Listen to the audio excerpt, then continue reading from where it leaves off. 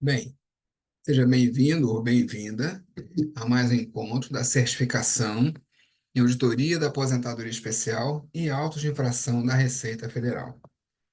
No nosso último encontro, nós estávamos falando daquilo que é o mais complicado, que é o mais preocupante na auditoria da aposentadoria especial, que é o arbitramento. É aquela base, quando a Receita Federal se baseia nos erros cometidos em dados e documentação. E aí vai dizer, olha, eu não sei quanto é, quanto deixa de ser. Vou cobrar e abrir a possibilidade para você mostrar para mim o que que é o certo. Já que na auditoria eu não consegui saber o que é o certo e o que deixa de ser.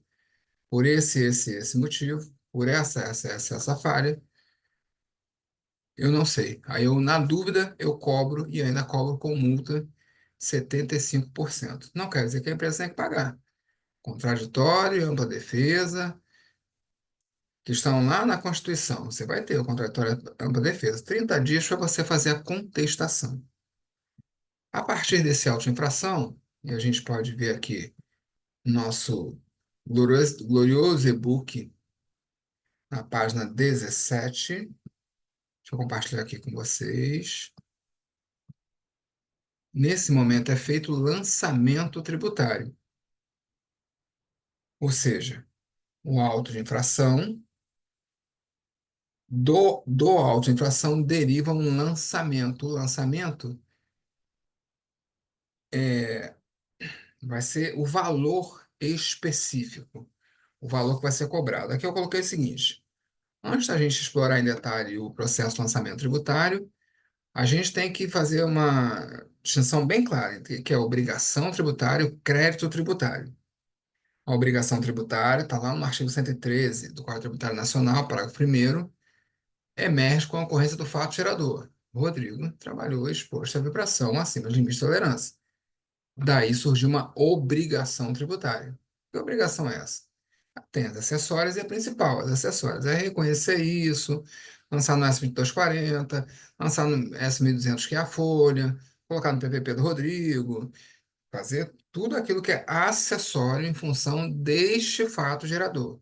E tem a obrigação principal, que é o quê? Recolher os 6% sobre a remuneração do Rodrigo naquela competência, naquele mês onde ocorreu esse fato gerador. O propósito da obrigação tributária é o pagamento do tributo ou dedução, né? Pode ser que a empresa tenha lá um valor, por exemplo, foi retido, ela prestou um serviço, é retido, e ela se extingue simultaneamente ao crédito que dela decorre.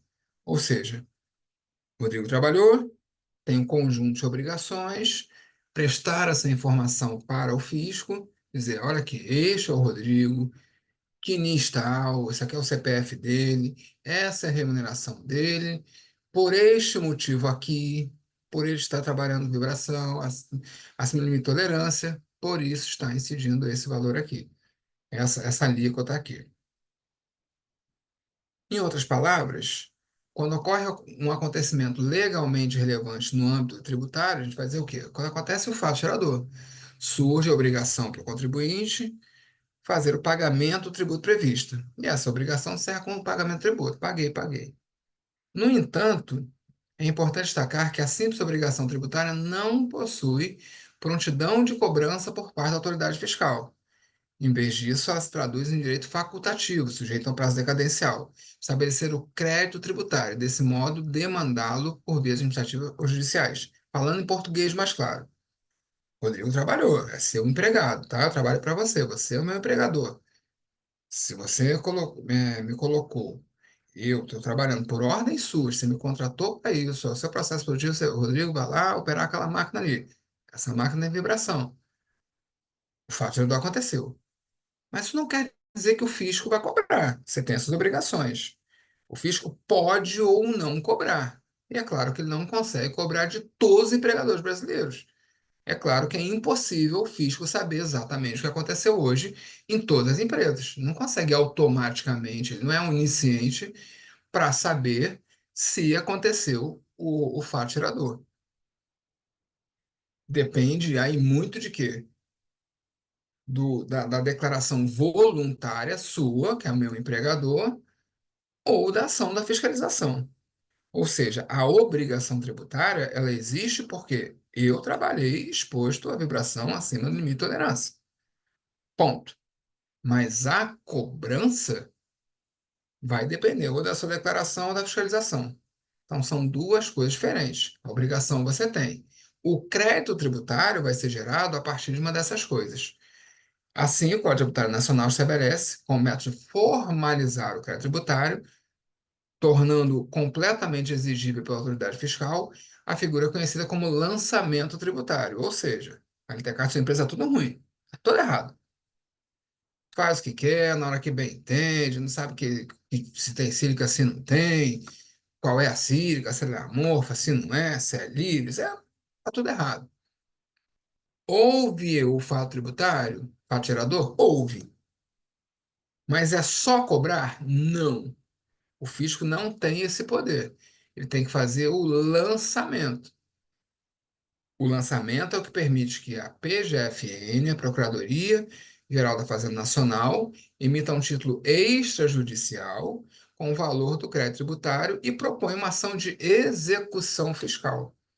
Para fazer essa cobrança, necessariamente tem que haver a emissão desse título extrajudicial e tem que haver a propositura de uma ação judicial de execução fiscal para sua cobrança. Rodrigo, tá, e o que eu quero saber disso? Eu sou engenheiro de segurança.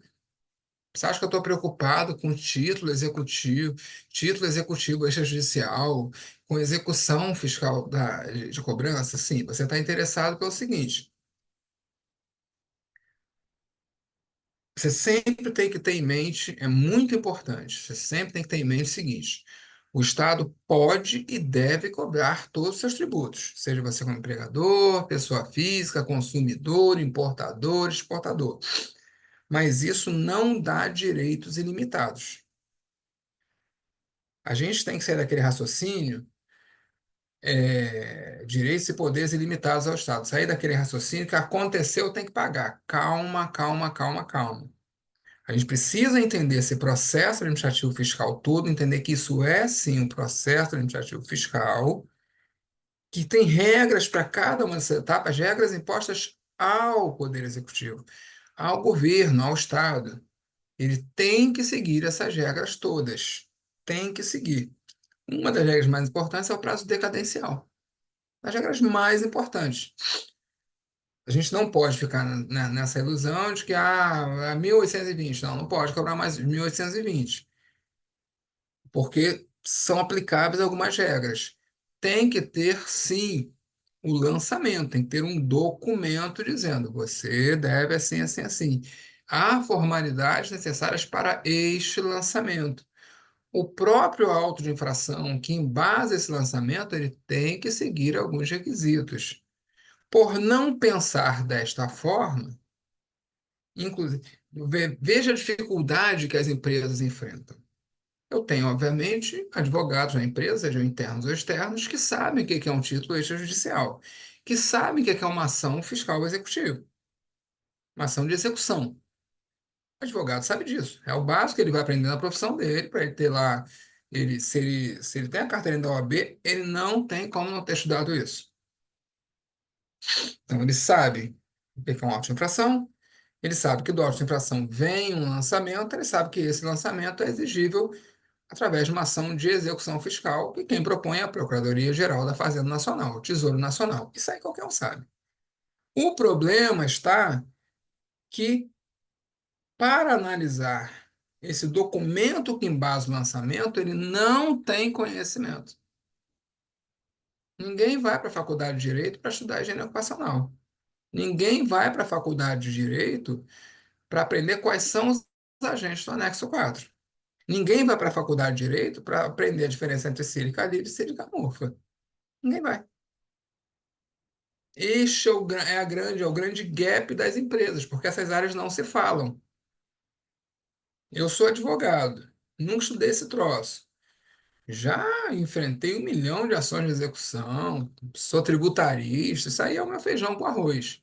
Uma das coisas que eu vou aprender como tributarista, claro, que é defender o executado, né, que está sendo cobrado, vai ser examinar esse título, vai ser examinar este lançamento. Mas uma parte fundamental para fazer a análise do lançamento referente à aposentadoria especial é não ter conhecimento dos fatos geradores. Eu acabo não fazendo uma defesa correta, permito, inclusive, abusos por parte da Receita Federal, ilegalidades, porque eu não sei os fatos geradores, eu não sei o que que eu devia realmente estar olhando, aí o cara vai lá e coloca gases, poeiras, coloca o que ele quiser. Eu não sei olhar para isso, eu sei que isso é agente nocivo, eu tenho a visão do leigo. Eu confundo salubridade com aposentadoria especial, confundo periculosidade. Eu tenho uma noção vaga do que seja isso. O profissional que tem condições de esclarecê-lo, porque tem o domínio da higiene ocupacional, ele também não sabe agora a parte do advogado, em que momento ele tem que parar para analisar isso, que dados e informações ele tem que saber. Este é o problema. Nós temos muitos autos de infração que são nulos de pleno direito, inclusive, eu já devo ter dito para vocês, hoje a maior discussão das empresas com a Receita Federal referente à aposentadoria especial é o ARE 664335, que deriva justamente desse desconhecimento, desse processo administrativo fiscal e da necessidade da definição clara dos fatos geradores. Se os próprios profissionais não sabem quais são os fatos geradores, nunca ninguém nem parou para definir o que é o fato gerador. Se eu perguntar para você qual é o fato gerador da aposentadoria especial, você vai logo para ruído. Por que que o ruído? Porque está no anexo 4. Mas por que que eu uso o anexo 4? Qual é a base legal para usar o anexo 4? Por que que eu não uso o anexo lá do decreto de 1960? Por que que eu não uso direto NR15? Por que que é o anexo 4? A gente não para botar no papel, para organizar as ideias. Para eu chegar no anexo 4, eu tive que percorrer um caminho antes, um caminho dentro da legislação. Quando não se entende isso, o papel estratégico do profissional de SST para uma demanda que ela sai de SST e ela vira puramente da área do direito. Veja que são termos jurídicos. Título extrajudicial, execução fiscal, sei lá, não faço a menor ideia disso. Você não precisa saber isso, mas você tem que ter uma noção. Até para quando você fizer a auditoria, você poder fazer um relatório, seja oral, seja falando, seja por escrito, que de fato oriente a empresa. Porque nem todo erro é passível de cobrança. Essa é uma questão muito relevante. E acho que o caso mais emblemático para mim, que eu já vi registrado, documentado e público, é o caso da SEDAI, que eu já mostrei para vocês aqui, que eles pegam tudo que está nos PPRAs, exposições de nocivo. Ali dá para derrubar fácil. Fácil para quando você sabe. Fácil quando se entende isso. Que eu tenho as etapas para ter o lançamento, que é o que realmente se cobra, a 45 milhões, que era o caso do lado da SEDAI. Tem um lançamento de 45 milhões. Qual o documento que embasa isso? Um auto de infração, número tal de 45 milhões, apontando o que que era a infração. Ele não apontou que eu cometi infração por expor alguém a vapor. Ele tinha que apontar para mim a base legal que diz que exposição a vapor desse grupo de trabalhadores é faturador. Tinha que apontar. Mas eu mesmo não sei que é faturador. Recentemente teve o congresso da BHO. E aí foi pessoal da LAEP, aquele laboratório lá do Sul, de ruído, foi pessoal da BHO falando, não sei o quê.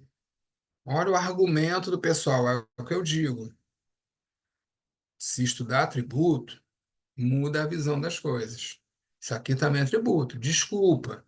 Começa lá no raio do ruído, lá no EPI, mas no final vira um título executivo extrajudicial, uma execução fiscal.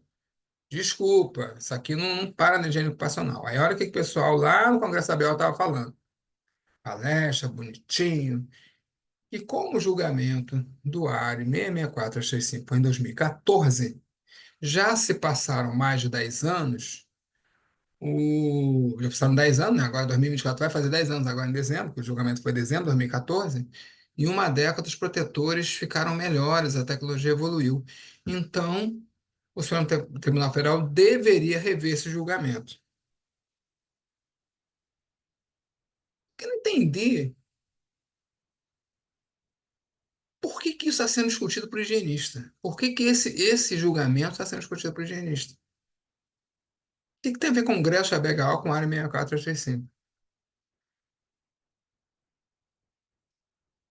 2000, 1998.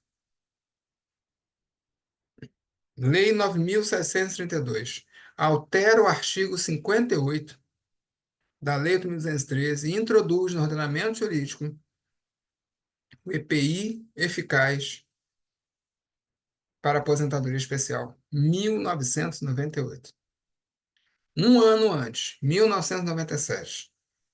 O limite do ruído na aposentadoria especial tinha saído de 80 decibéis para 90 decibéis. Você, que é profissional de saúde e segurança do trabalho, sabe que usando Q5, quem sai de 80 para 90, 80 para 85 é o dobro, 85 para 90 é o dobro do dobro, 400%. O governo, em 1997, alterou o limite de tolerância ao ruído em 400%. Um ano depois, além disso, 400%, esse novo limite de tolerância é líquido, depois do uso do EPI. Desde 1964 era 80 decibéis, sem considerar o EPI. Em 1997 passa a ser 90, 400% energia sonora, e em 98 ainda passa a ser 400 depois da atenuação do EPI. Eu acho que é muito mais energia sonora, né? Eu acho que é um salto brutal e gritante. O que que aconteceu? Todo mundo correu para a justiça. Peraí, trabalha desde a década de 70, desde a década de 80, nessas condições aqui. Agora vem o governo dizer porque eu uso EPI. Peraí, olha os casos aqui de perda auditiva. Milhares de ações no Poder Judiciário, milhares. A Turma Nacional de Uniformização, dois juizados especiais, porque questões previdenciárias têm juizado especial, publicou a súmula 9 dizendo: olha, para aposentadoria especial, no caso do ruído, o EPI não vai valer. 2003. 5 anos depois do governo introduzir na lei 8.213 a figura do EPI eficaz. 2003. Isso mudou a lei? A lei continua igualzinha, a lei 8.213. Está lá mesmo até hoje. Pode entrar lá. Agora você vai ver. Está a mesma lei, desde que foi alterado em 98, se não me engano, parágrafo terceiro lá do artigo 58, desde 1998. Isso não mudou a lei. A decisão da TNU vincula alguém a não ser o Poder Judiciário Federal? Não está acontecendo nada. Outra, a partir dessa súmula 9, quando o trabalhador entrar na justiça, os juízes e desembargadores abaixo da TNU, quer dizer, abaixo da TNU não, porque a TNU não está acima, é um órgão auxiliar. Os juízes e desembargadores da Justiça Federal e ministros também, né, se for o caso do STJ, ministros, desembargadores TRFs e os juízes das varas federais ficam obrigados, por lei, está na lei, a tomar uma decisão baseada na súmula. A decisão do juiz, o juiz está vinculado às súmulas. Isso é obrigação legal, está no Código Civil. Parênteses. E ficam insistindo que perito não tem que considerar a súmula. Ou seja, perito faz a perícia, esquece a súmula somente para ser ignorado o seu laudo. Você pode ignorar a súmula quanto você quiser. O juiz não tem esse direito. Eu não sei que auxílio é esse que perito, que é o auxiliar da justiça está prestando, porque fica todo mundo repetindo que perito não pode considerar a súmula. Mas você não vai considerar a súmula, mas quem vai julgar é obrigado a considerar. Ué, você está auxiliando em quê?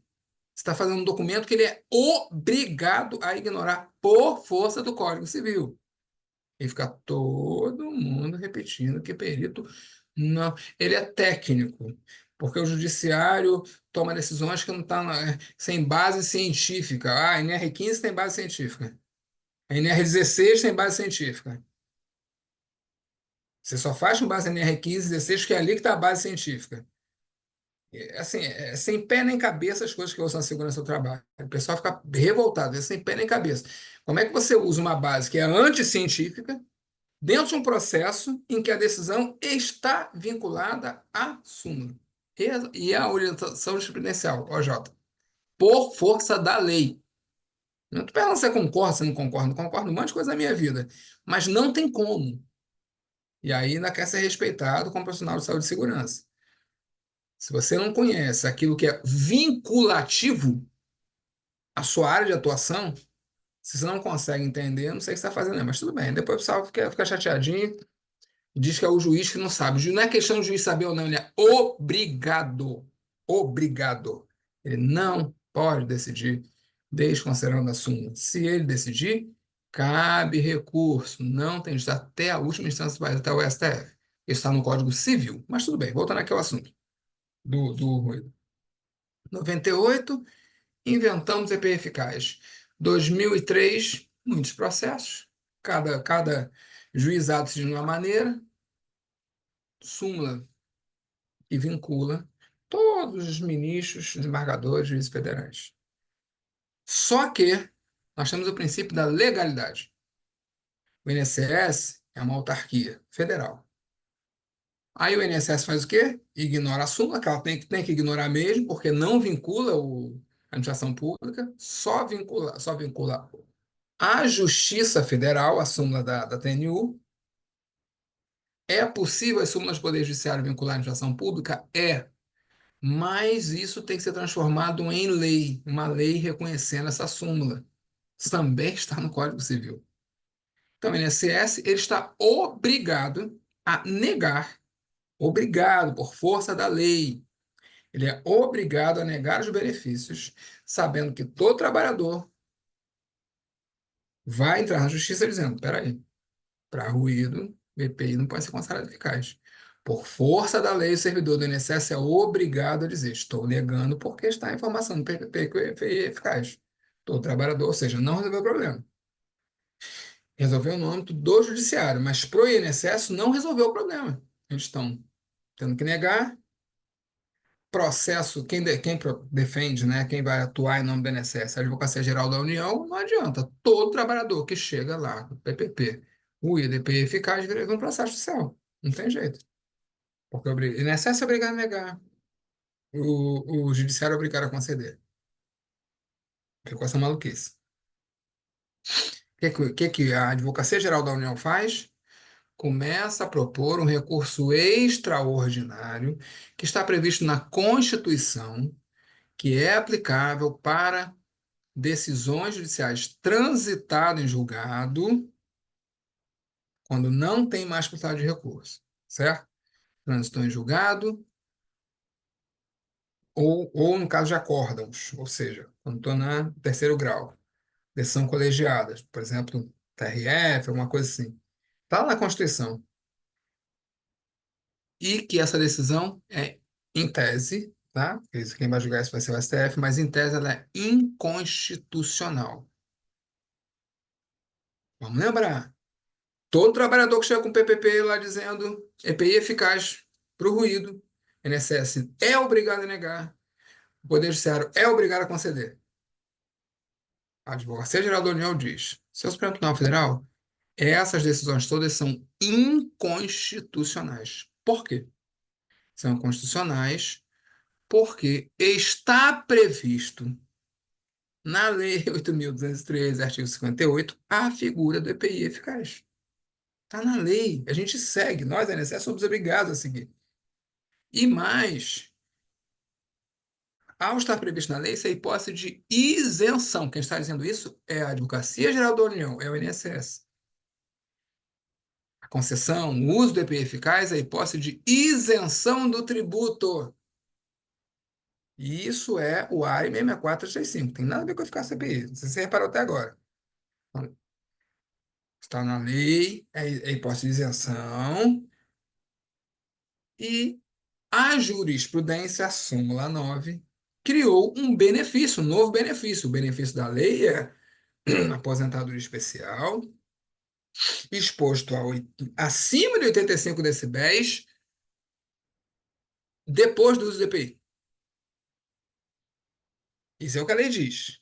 A jurisprudência diz: aposentadoria especial, 85 decibéis, sem considerar o EPI. O benefício da lei, hipótese de isenção.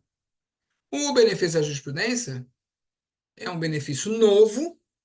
Quem está dizendo é a AGU, não sou eu. Isso é o fundamento. Todo mundo vai lá ler a decisão do área 66435, ninguém lê a peça inicial, o recurso em si. A discussão está lá no recurso em si. Esse benefício foi criado pela jurisprudência, essa tal da aposentadoria especial sem considerar o EPI, fere o artigo 195 da Constituição, que prevê que não podem ser criados benefícios previdenciários sem a previsão do custeio, sem a fonte de financiamento, sem a fonte de recursos. E agora? Tem que entender que se foi um ARE, um recurso extraordinário, esse A aí de ARE é agravo quer dizer que foram suspensos todos os processos que versavam sobre isso, mas a peça judicial, o processo é um recurso extraordinário, previsto na Constituição, que é foi levado direto do Juizado Especial de Santa Catarina, não passou para o TRF, passou por lugar nenhum, tá? Foi direto lá do juizado, primeira instância, direto para o Supremo Tribunal Federal. Por quê? Porque esse é um recurso previsto dentro da Constituição, para decisão transitada julgado, que é inconstitucional. A Advocacia Geral da União falou, está aqui a inconstitucionalidade. Uso GPI hipótese de isenção, sem o GPI, criado pela jurisprudência, e não tem fonte de custeio. É um benefício novo. Aí vem o grande erro da BHO. Vem o grande erro da ANANT. Vem o grande erro da Fiesp. Vem o grande erro da Fiesc, que agora está lá no Congresso da BHO. Achou que essa discussão era sobre concessão de benefícios. Note que o recurso está falando de fonte de custeio. De quem é o custeio da aposentadoria especial? Do empregador. Então interessa quem? O empregador. Não perceberam. Está lá a INSS brigando com o trabalhador, não é problema meu. Não leram, como não leram até hoje, passado 10 anos de julgamento, ainda não leram a peça inicial. Não entenderam que a reclamação feita ao STF se refere à falta de custeio, não se refere à eficácia da CPI. Não se refere. O INSS, a Advocacia Geral da União, não bateu na porta do Supremo Tribunal Federal para falar que o EPI efetivamente protege ou não. Se ele é eficaz ou ineficaz. Não é essa a discussão. É impressionante. Foi dizer, isto aqui não tem custeio. Isso não está previsto na lei, logo é um benefício criado de outra forma pela jurisprudência e não tem custeio. Fere o artigo 195. A discussão não é nem sobre concessão, a discussão é sobre quem vai pagar essa conta. Até hoje, passado 10 anos do julgamento, não é do início do processo, não se me engano, foi 2012, foi apresentado o recurso. Demorou 2 anos para ser julgado. Até hoje não era inicial. Até hoje não sabem nem quem estava discutindo. Só que tem uma outra galera que estava interessada nisso, quem é? Os trabalhadores. Se o INSS der razão, se o STF der razão ao INSS, o que, é que vai acontecer? Vai acontecer que então o STF vai dizer, realmente, súmula 9 da TNU é inconstitucional, suspende. Os juizados todos, juízes federais, desembargadores e ministros do STJ não podem mais usá-la. E aí vão voltar a negar o benefício para o trabalhador. Aí o trabalhador vai se ferrar. Aí foram, como amigos curiae, ou seja, amigos da corte, ou seja, auxiliares do processo, um monte de associação de trabalhadores. Inclusive, pensando numa delas, o ex-chefe de fiscalização do meio ambiente e trabalho do INSS, que em 2007, por força da lei que criou a Super-Receita Federal, passa a ser auditor da Receita Federal e vai ser chefe de fiscalização do meio ambiente e trabalho da Receita Federal, chamado Paulo Rogério, representando uma das associações. Em 2000, em 1998, quando é criado o adicional, porque alteraram o artigo 58, introduzindo a figura do EPI eficaz, mas alteraram o artigo 57, criando o adicional. Por interpretação do Paulo Rogério, as empresas todas começaram a ser cobradas na concessão da aposentadoria especial para o trabalhador. Todas as vezes que o INSS era obrigado por força da decisão judicial, lembra que até 2003 estava ali, alguns concedem, outros não concedem, e a maioria concedia. Tanto é que em 2013 a súmula 9 diz, tem que conceder. Venceu a corrente majoritária, o que a maioria entendia, não deve considerar. Lá nesse momento, porque o Paulo Rogério, em 2003, ainda é o chefe da fiscalização do INSS, a interpretação dele é: se o artigo 57 diz que é para financiar esse negócio aqui, então concessão ao fato gerador. O Paulo Rogério, que foi quem plantou isso, vamos deixar bem claro, ele não começa a cobrar, quer dizer, não é ele, né? Ele é só o chefe. Mas o INSS não começou a cobrar em 2003, começou a cobrar a partir de 1998, sem a súmula 9. Em 2003, começa a cobrar com a súmula 9, começa a botar taxa de infração, baseada, ó, isso aqui é a súmula. Em 2014, agora a taxa de infração já vai mudar, agora já vai dizer que é o STF. Vamos lembrar que a BH não apareceu, a Fiesp não apareceu, a Firjan não apareceu, a FIEB, as federações das empresas não apareceram, os empregadores, quem custeiam, puxa a discussão do interesse deles, ninguém apareceu. A discussão era custeio. E aí, esse benefício tem custeio ou não tem? Os trabalhadores apareceram. Só estavam eles habilitados, durou 2 dias de julgamento. Os amigos curos têm que ser ouvidos. E foram ouvidos, só eles. Falaram, falaram, falaram, falaram. Paulo Rogério pegou, botou o protetor ocular no ouvido de ministro. Mas nada disso realmente é relevante. Por incrível que pareça, aquele teatro todo, porque tem que ser dada uma resposta para o pedido da Advocacia Geral da União. E aí, é incondicional ou não é? Tem custeio ou não tem? Quem não leu o início, quem não entende fato gerador, vai ficar ouvindo o mercado, que todo mundo repete, até advogado repete isso. Não, a discussão não era essa. E aí foi o STF disse que não é inconstitucional. Criou as duas teses. A aposentadoria especial, o EPI eficaz, ele está valendo. No caso do ruído, não vai valer. Ou seja, estamos confirmando súmula 9. Por quê? Por quê? Isso está autorizando, nessas teses, tem alguma autorização para a Receita Federal cobrar o adicional? Alguém sabe me dizer por que que foi considerado constitucional? Mesmo a AGU dizendo, isso é hipótese de isenção, o EPI é hipótese de isenção. Não tem cobrança. Por que que o STF? Alguém sabe me explicar por quê? Eu não me lembro de ter conseguido entender isso também.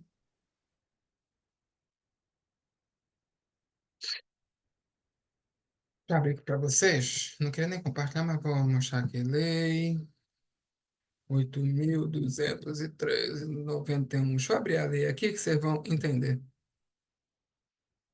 Compartilhar a tela aqui. Isso está no processo, tá, gente? Aqui não se presta atenção, porque todo mundo já vai induzido a ler a questão do EPI eficaz, que nem é tratado, por incrível que pareça. Estou na Lei 8.213, vou descer aqui até o artigo 57, onde está o nosso famoso adicional. 59, 57. Artigo 57, está aqui. Parágrafo 6º. O benefício previsto nesse artigo será financiado com os recursos provenientes da contribuição de que trata o inciso 2 do artigo 22 da Lei 8.212, cujas alíquotas serão acrescidas de 12,96 pontos percentuais, conforme a atividade exercida pelo segurado a serviço da empresa permita a concessão da aposentadoria especial após 15, 20 ou 25 anos de contribuição, respectivamente. Redação dada pela Lei 9.732, de 11 de dezembro de 98. Deixa eu clicar aqui para ler essa lei aqui. Aparece na minha tela, o artigo 58. As alterações, tudo bonitinho, mas deixa eu subir um pouquinho aqui. O que essa lei realmente alterou? O presidente da República faz saber que o Congresso Nacional decreta sanciona a seguinte lei. Os artigos 22 e 55 da Lei 8.212, que é a lei de custeio, passam a vigorar com as seguintes alterações. Artigo 22, inciso 2. Para o financiamento dos benefícios do benefício previsto nos artigos 57 e 58 da Lei 8.213 e daqueles então, benefício previsto no artigo 57 e 58 da Lei 8.213, aposentadoria especial, e daqueles concedidos em razão do grau de incidência de incapacidade laborativa decorrente de desempenho de trabalho, tem trabalho ocupacional, sob o total das remunerações pagas acreditadas no decorrer do mês aos segurados, empregados, trabalhadores avulsos. Esse inciso 2 está falando, depois de dois pontos aqui, ele vai vir com A, B e C. As alíquotas de 1%, 2%, 3%. Ou seja, a mesma lei que criou o adicional,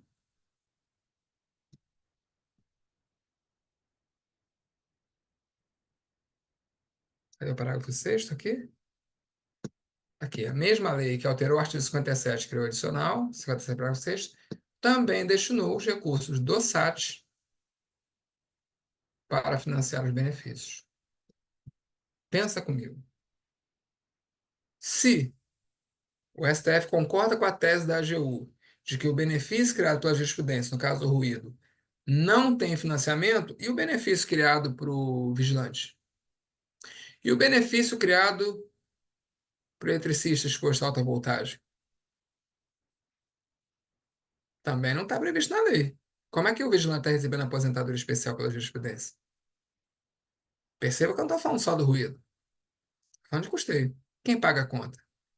Todos os empregadores brasileiros, através das alíquotas de 1, 2, 3%. Por isso que, por isso que a súmula 9 da TNU, que essa é realmente a decisão, ela não é inconstitucional. Por quê? Não é inconstitucional. Não fere o artigo 195. Por quê?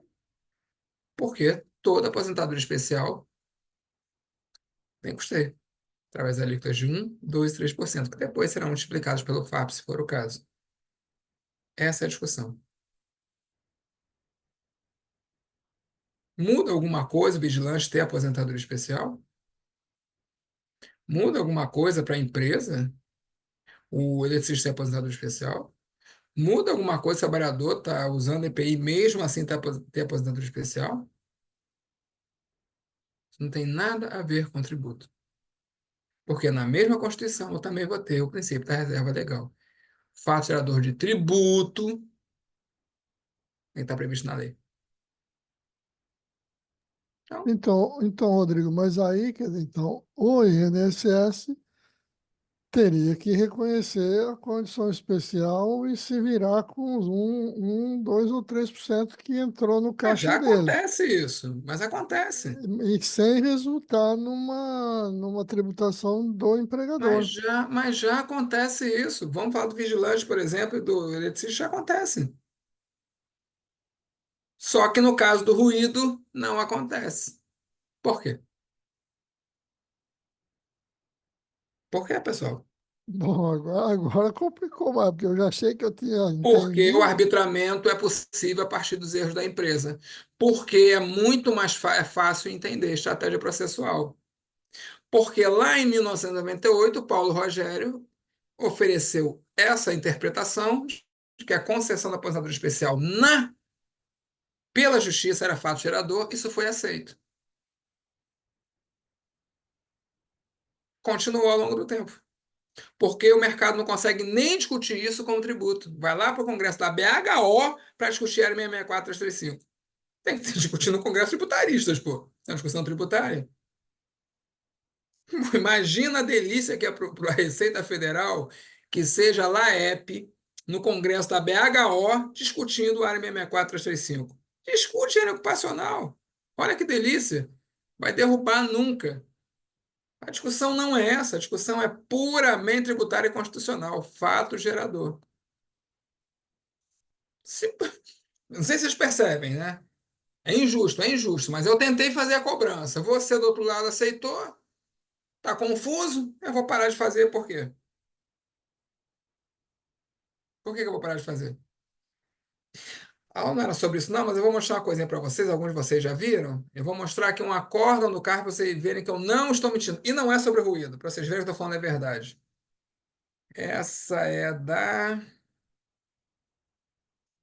Espera que eu vou achar aqui, não demora muito não.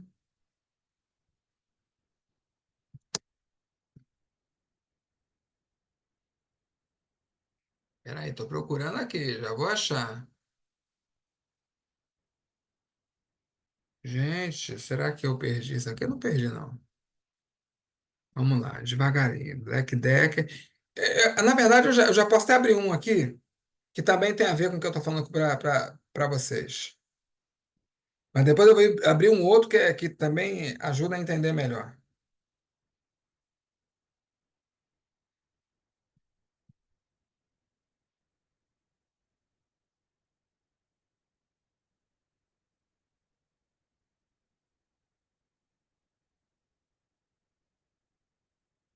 Vocês estão vendo aí?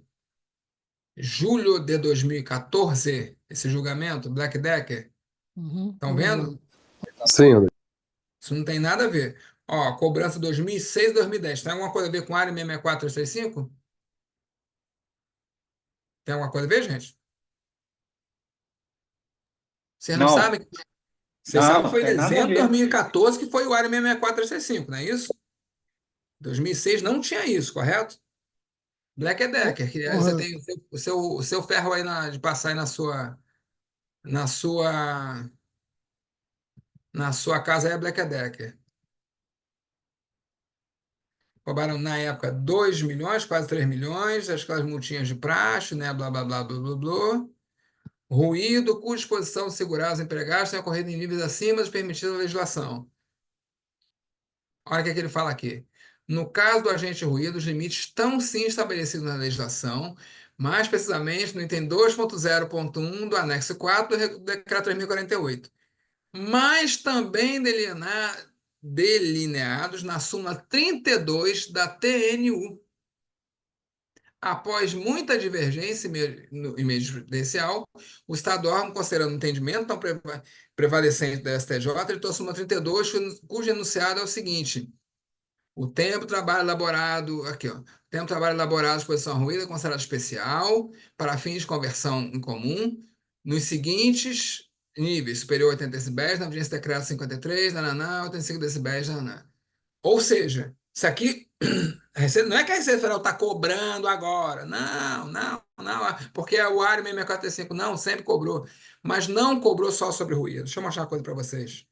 A questão toda é a partir do fato gerador. A discussão é toda de fato gerador.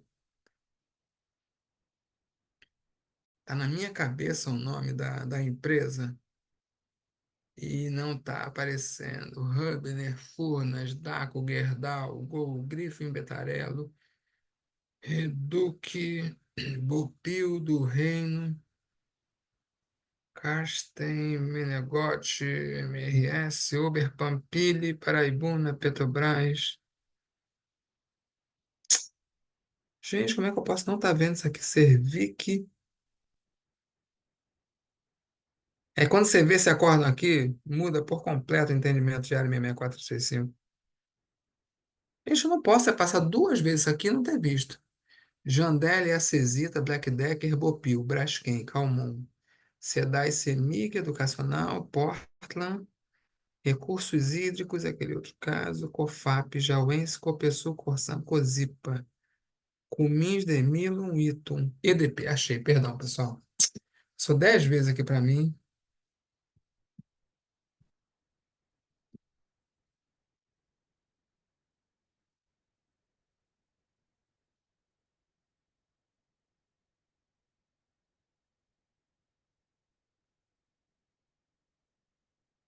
Vou compartilhar aqui com vocês.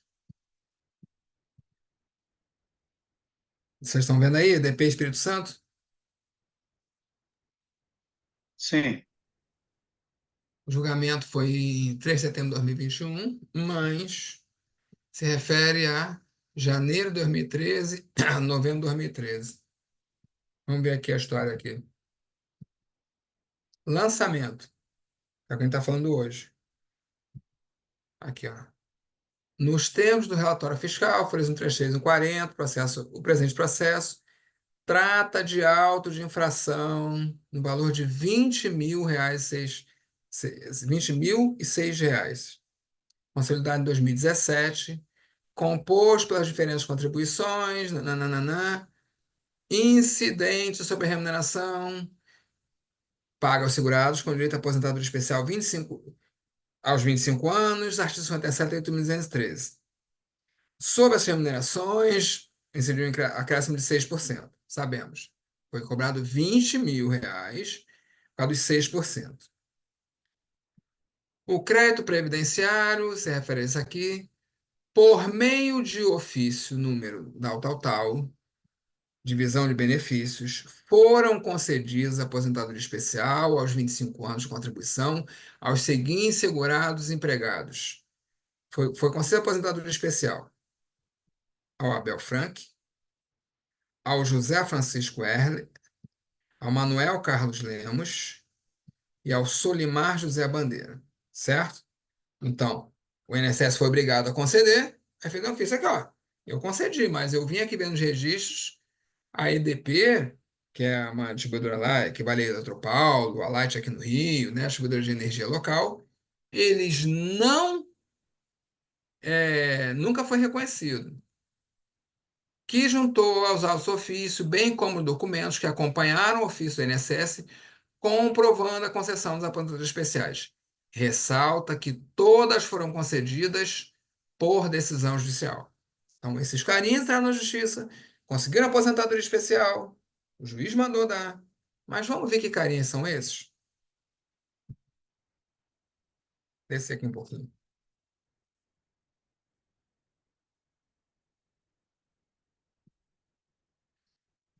Por oportuno, trazemos a baile o seguinte excerto do julgado ACOR, por esses 302, 303, que passa a entregar o presente voto.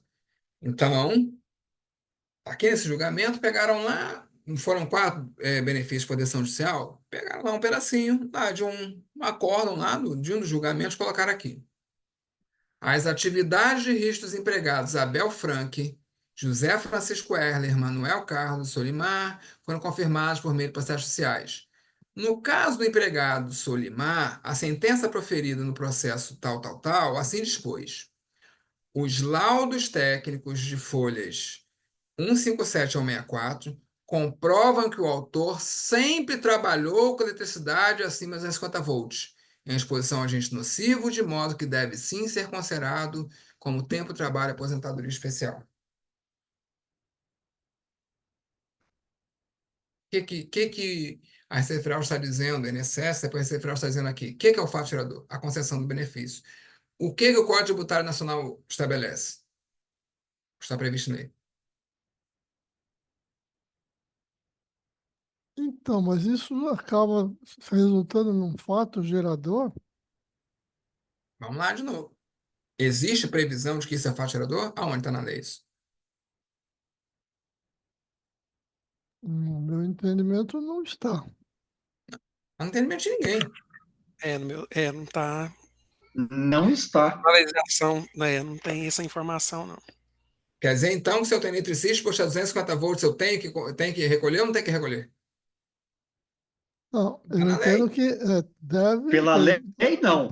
a Previdência deve reconhecer e conceder por decisão Mas o que judicial que isso tem a ver com o tributo? e tirar lá dos 3%, por exemplo, que foi recolhido. De todas as empresas brasileiras.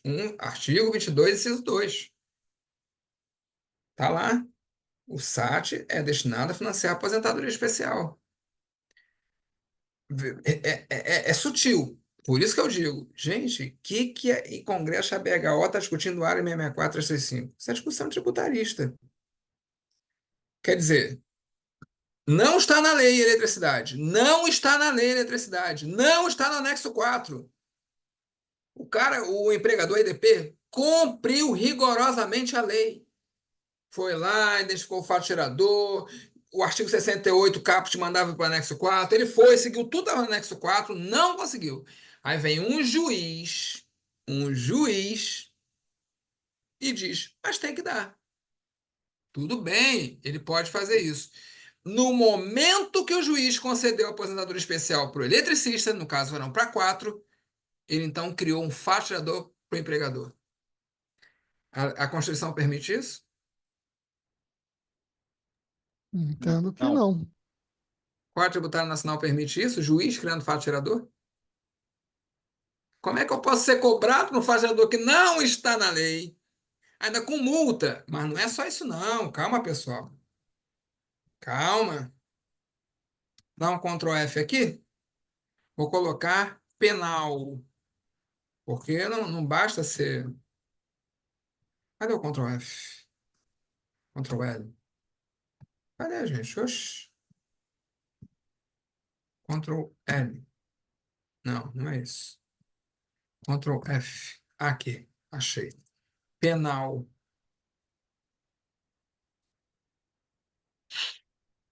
Olha aqui o que ele dito aqui, ó. Deixa eu aumentar para vocês verem. Zé, né? A Rodrigo é mentiroso, a Rodrigo é louco. A Receita Federal é boazinha, temos que confiar na Receita Federal. Vocês que me disseram que não está na lei, não tem esse fatirador eletricista. Lavrou representação penal, lavrou representação fiscal para fins penais em razão da declaração falsa feita pela autuada no campo ocorrência do GFIP, que ensejou na não majoração do percentual de 6% da alíquota RAT e, por conseguinte, na apuração do RAT ajustado, diminuindo para menor o valor da contribuição da empresa para financiamento dos benefícios, blá, blá, blá, blá, blá. Em tese, ressalta que este fato constitui, em tese, a prática de crime previsto no artigo 1º, inciso 2 da Lei 8.137/90, crime contra a ordem tributária. Então, você segue o anexo 4 e está cometendo crime. Você sabe por que ninguém está escandalizado com isso? Você sabe por quê? Porque o desconhecimento é tão grande que tem higienistas discutindo área 66365, a eficácia do EPI. Achando que a discussão é sobre a eficácia do EPI. Ai, É que, ai. é que lá tem realmente no ARE, os excelentíssimos disseram Não que tem, não, C. não diz isso. Ai, Não, não, cara, não, não não. Eu estou disse. defendendo. É irrelevante. Tem que ler a Não, inicial. No ARE, o que foi dito é inicial. Isso é básico do direito. O que não, eu foi só estou julgado é só dando. ler a tese. Eu já expliquei, foram um bando de amicus curiae lá, só de um lado da história. Tá bom, mas isso não mudou nada o que foi dito ou não. Foi dito que realmente não protege o trabalhador, beleza, tem os casos, mas isso não muda o julgamento. E nem a tese não trata disso. Não adianta. Eu fico desesperado, José. Pelo amor de Deus, se o INSS bate na porta do SF dizendo isso aqui não tem custeio, o que me importa o que diz do EPI?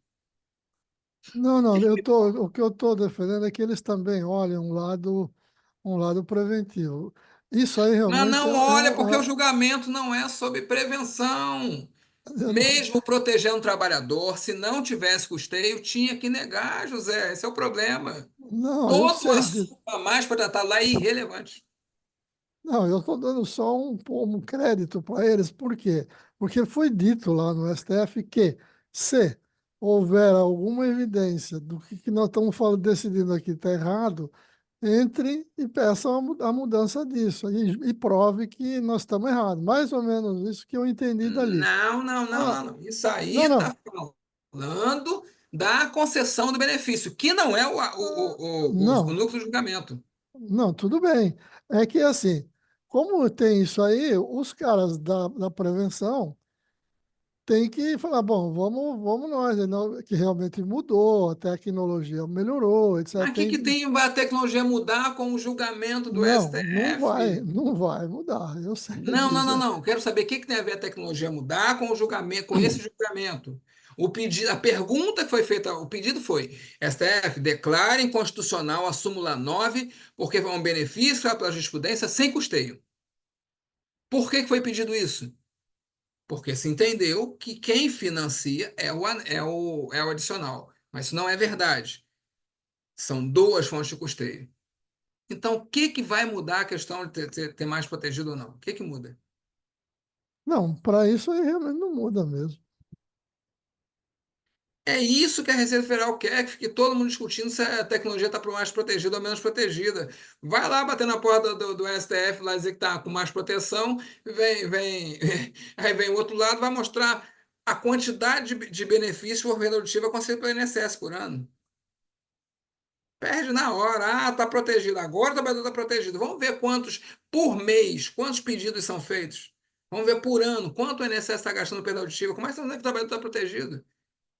Para de conversa, para. Alguém pode proteger, alguém vai isolar uma máquina. Tudo isso é possível, mas não é essa a discussão. A discussão é: o Poder Judiciário pode proteger o eletricista, apesar do anexo 4? Pode. Pode proteger o vigilante? Pode. Pode proteger o trabalhador que usa EPI para ruído? Pode. O que está se discutindo é: a Receita Federal pode cobrar o adicional nesses casos? São duas discussões diferentes. Não adianta ficar levando a Opa. discussão se eletricidade faz mal ou não, se vigilante merecia ou não, se quem usa EPI merecia ou não, porque tem mais proteção ou não. Para quem interessa essa discussão? Para a Receita Federal. Qual é a discussão que devia haver? O eletricista. Aquilo ali que eu acabei de mostrar para vocês. Aquilo ali é aceitável? Representação penal? Dizer que é declaração falsa quando eu sigo a lei? Essa é a discussão, é o abuso da Receita Federal, a interpretação equivocada imposta pela Receita Federal. Não é se o EPI é bom ou não, se a tecnologia melhorou ou não. Será que vocês conseguem entender? Vocês conseguem entender? Entendo, entendo. É um absurdo, mas eu entendo. Não, não, absurdo por quê, José? Por que que é absurdo? Não, porque. Por que que a gente está Não, preocupado né? se o Talvez. trabalhador vai ter ou não aposentadoria? Por que que eu Não, tô querendo tirar a aposentadoria dele? Por que a minha não, energia está nisso, gente? É sério isso? talvez a expressão que eu usei foi errada. Se você usar lá o artigo 22 da 8.212, diz que aquilo lá financia a aposentadoria especial. Então, tira de lá. Paciência. O legislador falou, acabou. E quem disse que esse troço era contribuição previdenciária e tributo foi o STF em 2008, súmula vinculante número 8. Quem disse que tem que ser seguido o Código Tributário Nacional para a contribuição previdenciária foi o próprio STF. Como é que a Receita Federal está impondo ao empregador que desconsidere o artigo 64 do Decreto 3048? Aposentadoria especial é quando houver efetiva exposição. Efetiva exposição é depois da adoção das medidas de controle. Quer dizer que se eu seguir isso, eu estou cometendo crime? É isso? O artigo 68 diz: siga o rol de agente está no anexo 4. Quer dizer que eu sigo o anexo 4, estou cometendo crime contra a lei tributária? É isso que está sendo dito com a Receita Federal? Não. Percebe que não tem nada a ver com a EPI a discussão? Vocês conseguem perceber? Sim, sim. Tem nada a ver, não quero saber de EPI, não quero saber de nada disso, não é essa a discussão. A discussão real é. O que eu estou tentando mostrar para vocês hoje é: olha, quando a gente não entende que esse troço é tributo, a gente fica discutindo a eficácia de EPI, a tecnologia melhorou, não melhorou. Mas eu não posso discutir isso. Isso até pode ser discutido. Mas a questão real é por que que a Receita Federal chega a fazer representação penal? Isso é documento público, gente. Pelo amor de Deus, isso aqui é documento público, não foi eu que criei, não, foi eu que inventei, não, tá? Quem quiser, anota aí, ó, vou até botar no meu processo, quem quiser lançar e tocar, pesquisar, ó, vai dizer que é mentira minha, vou colocar aqui, você vai falar, Rodrigo tá mentindo. Não tô mentindo, não. Ó, tá aí. Os comentários aí, para lá prestar agora. Isso aí não foi o que eu criei, não. Como é que esses caras estão impondo uma interpretação que. Aí é o que eu digo. Se a interpretação está equivocada à luz da súmula vinculante número 8, à luz da Constituição e à luz do Código Tributário Nacional, por que que eu vou desviar a discussão para a eficácia do EPI? Quem é que não entendeu isso? Quem é que não concorda com isso? Fala para mim, que eu faço questão. Está errado à luz da súmula vinculante número 8, está errado à luz da Constituição, está errado à luz do Código Tributário Nacional. Eu estou seguindo a lei, os caras estão dizendo que eu não estou. Está impondo mesmo assim a cobrança. Por que é que eu vou mudar a discussão para a eficácia do EPI, se protege ou não, o trabalho está protegido ou não? Quem concorda, quem não concorda? Fala para mim, é importante para mim. Para eu dormir mais tranquilo hoje. Está frio aqui no Rio de Janeiro, eu não quero dormir chorando. Não, eu entendo que não é devido o tributo e a Receita E não pode nenhum cobrar. desses casos mencionados, né? Nada Aham, com a sim, jurisprudência, nada. claro, claro. Não é só para o ruído, não. Ruído, eletricidade, madeira vegetal, umidade, todo benefício da aposentadoria especial criado pela jurisprudência que não estiver previsto lá no Decreto 3048, nas condições do Decreto 3048, tudo isso não pode ir ser tributo. Independente de ser nocivo ou não, está protegido ou não, irrelevante. O efeito da coisa não muda o fato gerador da coisa. Denilson entendeu isso? Eronilson entendeu isso? Fábio entendeu isso? Maurilo, Leonardo, Otoniel. Sim. Uma Se coisa, não está outra na coisa. lei, se não está na lei, não tem. Não gera tributo, ainda que possa gerar a concessão de benefício para o Na trabalhador. justiça. Pode, pode, não tem problema nenhum. Mas o fato do meu eletricista ir lá na justiça conseguir o benefício da aposentadoria especial não me tornou um criminoso. O fato do meu trabalhador conseguir aposentadoria especial no INSS, mesmo usando EPI, não me torna um sonegador dos 6%. Concordam que ler isto aqui muda completamente a visão do anime 64365? Verdade. Olha, Sim. verdade. A discussão nunca foi sobre eficácia do EPI. Sempre foi sobre o abuso da Receita Federal. Sobre o abuso primeiro do INSS, sob as ordens do Paulo Rogério, e depois da Receita Federal.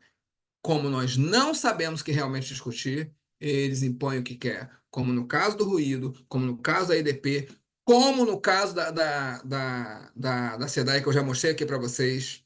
Alguém aqui não viu o caso da SEDAI? Vapor, compostos químicos, graxa. Como nós não entendemos isso sob a ótica tributária, não conseguimos instruir o nosso departamento jurídico, e eles colocam o que quer. No caso do ruído, não é só no EPI do ruído que eles estão abusando contra as empresas. É no caso da SEDAI, por exemplo. E não é só da SEDAI, não. Coloca o que quer. Ah, o teu documento está ruim, tudo que para mim é ruim aqui, eu vou lá e coloco. E as empresas estão engolindo. Gente, eletricidade, representação para fins penais, crime contra a ordem tributária. É sério? Se desde 1997 não tem eletricidade no regulamento da Previdência Social, desde 97, quando vem em 99 o decreto 3048 substituindo o decreto anterior, já não tinha eletricidade? Como é que eu estou cometendo crime? Como é que eu estou cometendo crime? Que crime é esse? Que crime é esse? Nunca foi sobre ruído, nunca foi sobre EPI. Sempre foi sobre a visão distorcida que você do mercado tem, que desconsidera a súmula vinculante número 8, não entende esse troço que é tributo. Coloca lá, vamos para o anexo 4. Por que anexo 4? Me explica por que anexo 4, aí você começa a ter condições de auxiliar realmente as empresas. Começa a entender que é fato gerador. Começa a explicar por que que isso aqui você vai se dar mal, por que que aqui você pode se dar bem. Como é que você tem que defender a empresa nisso aqui? Não é? Porque é muito fácil para a Receita Federal falar, o PCMSO não conversa com o PGR, então, para mim, é arbitramento de 100% das empresas. É fácil. Mas se você for discutir, peraí, você tem que trazer o fundamento legal. Fundamento está aqui, seu juízo, fundamento legal do que eu paguei, é isso aqui. Agora vem que era a defesa dessa empresa. Esse aqui é o fundamento legal. Seguir isso aqui, Código Tributário Nacional, depois seguir isso, depois seguir isso, depois seguir isso. E o auto de infração não diz onde eu infringi a lei. Qual dispositivo legal eu infringi.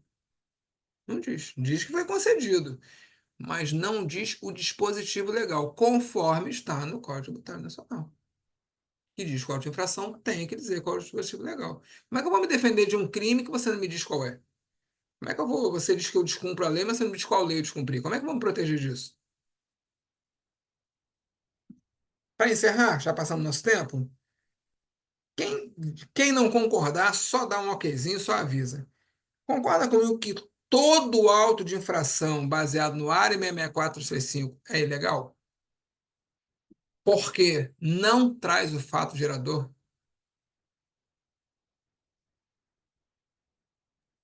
Concordo. Concorda? Ele só pode cobrar com base no ARE 66465 porque ele não fala qual é o fato gerador. Porque ele não coloca. Ele não mostra onde está na lei que era para desconsiderar o EPI. Ele fala que é uma decisão do STF. Mas não traz o fato gerador. Isso, mas não traz. E se você começar a botar o fato gerador no seu LTCAT? E se você apontar na sua auditoria a necessidade de colocar o fato gerador? Eu considerei isso, isso, isso e isso.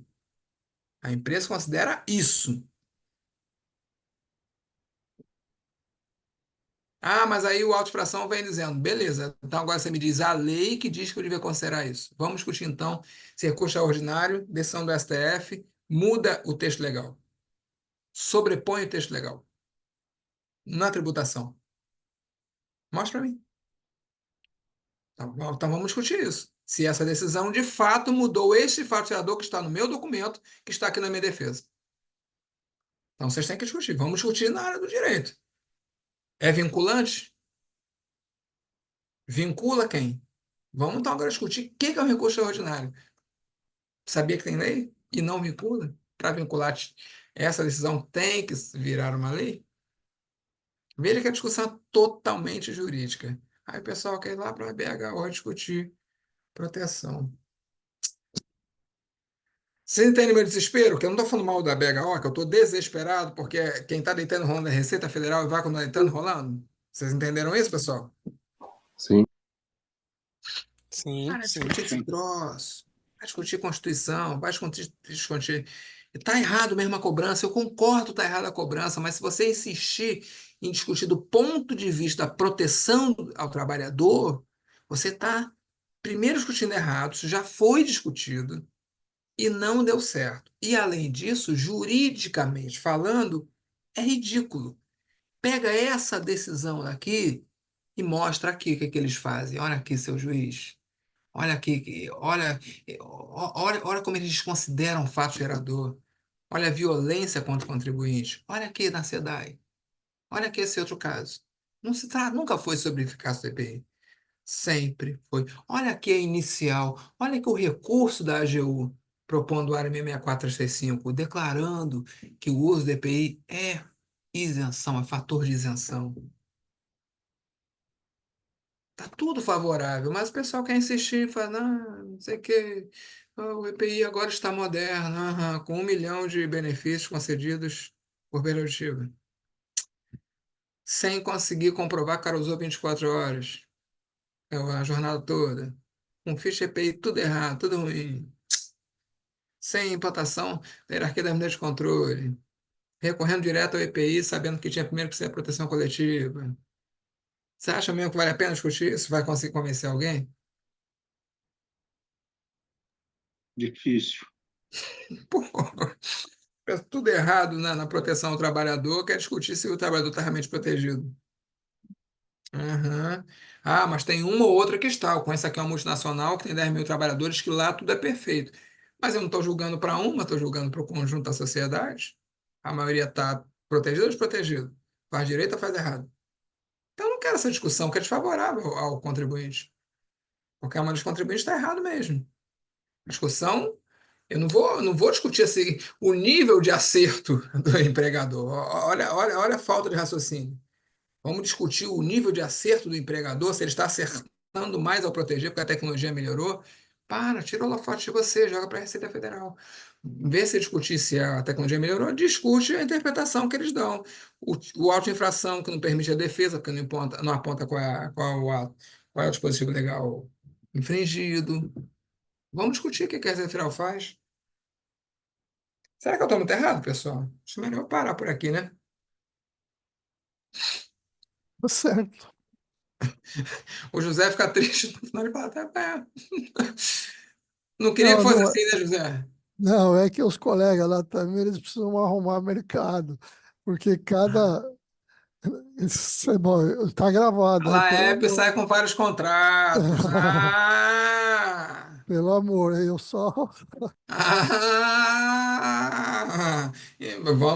Vamos fazer mapa de ruído. Não vamos dar esse trabalhinho para os advogados, né? Vamos dizer que estamos protegendo as empresas, estamos aqui para proteger as empresas. Na verdade, eu quero que a Receita Federal continue cobrando, né? Ah, e quem falou? Vocês estão vendo aí, né, pessoal? Quem falou foi José, não fui eu, não, hein? Eu fui induzido pelo instrutor a falar isso. Vocês viram que eu não falei nada que os caras lá estão de brincadeira, que tem interesses comerciais em defender uma posição que sabidamente não vai vingar. Só para finalizar, juridicamente falando, qual a possibilidade de se propor um recurso ordinário para discutir a eficácia da CPI no STF? Qual a possibilidade? Quem sabe me dizer?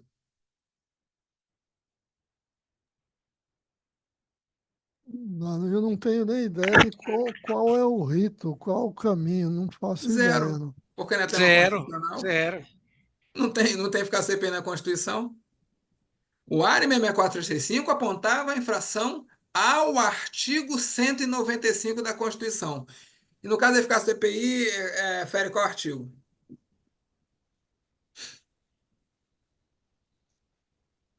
Tem nem como chegar no STF. Não tem como. Reabrir o área 66435 não existe. Esse rito não existe. Mesmo que existisse, não poderia ser o contribuinte, porque ele não é parte. A parte, no caso, era o INSS. Não tinha nem outra parte. Porque, na verdade, estava pedindo para suspender uma súmula do próprio Poder Judiciário. Então, quem é a parte? Agora não posso eu pegar a bala naquele processo, concorda? Então eu teria que propor um processo novo. Processo novo para o STF tem que ser com fundo constitucional, que é uma corte constitucional. Então, se eu já não posso discutir naquele processo, tem que discutir em outro, mas qual artigo da Constituição está sendo infringido? Tá. Aí é que tá. Tá. O artigo 142, que diz que o fatiador tem que estar em lei. Aí eu consigo chegar no STF. Não, mas não para discutir eficácia CPI. Eu consigo levar essa discussão para o STF se eu discutir isso a partir do ponto de vista tributário. A Receita Federal está infringindo a lei porque está usando jurisprudência, ação judicial, para dizer que o contribuinte está cometendo crime. Para dizer que contribuinte tem que recolher um tributo que não está previsto em lei. Fere o artigo 142. Aí é decisão constitucional. Aí é discussão constitucional. Mas a eficácia do TPI, eu não conheço nenhum artigo que eu consiga levar. Roda, roda, roda. Então o pessoal está lá no congressinho lá. Beijos. Ó, cuidado com o José, hein? Você viu que ele caguetou, hein? Ele caguetou os interesses. Eu, o que eu mais ri foi o Apaga, Maurilo Boa rindo. noite. apaga isso aí. Tá gravado, vou fazer o corte e botar nas redes sociais. Beijo, pessoal. Até quarta. Tchau, tchau. Ah,